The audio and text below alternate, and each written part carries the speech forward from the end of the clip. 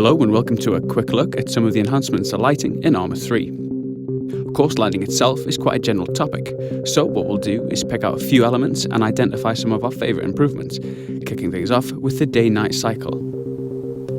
Now, this alone isn't a new feature for the Arma series, but it is worth mentioning that the progression of time can completely change the complexion of a scenario, and definitely, it's a big part of the sandbox potential of our games.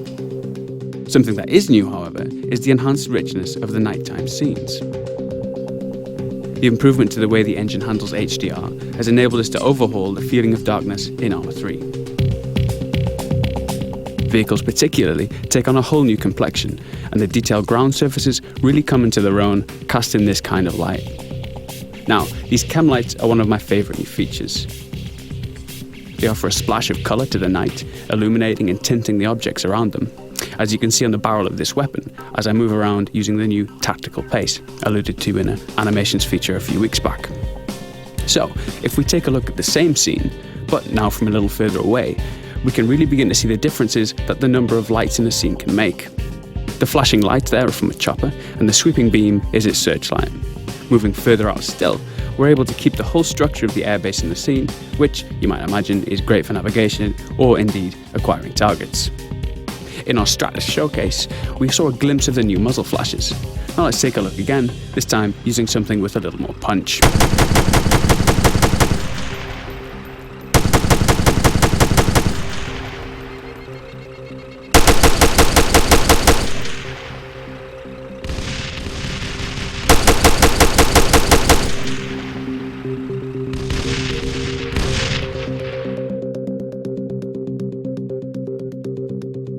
So, moving on.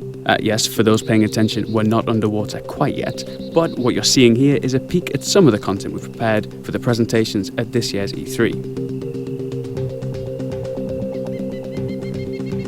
If we hop across to our elite Tier 1 operator, we'll jump into our diving showcase. This section demonstrates a number of new features, but of course here we're most interested in the lighting. Looking past the fish and through the surface, we can see the clouds and the underwater shading effects on the surface of rocks, seabed, etc. Things like these subtle particle effects zipping past and the seafloor clutter also really add to the overall impression of being underwater.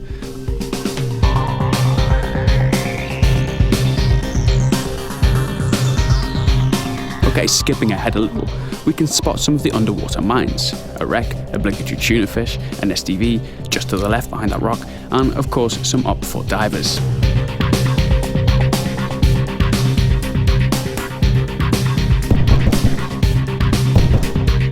So that just about wraps up what we've got time to show for you now. As always, thanks for joining us, and if you'd like to see us at E3, we'll have much more information about that posted next week. Bye for now.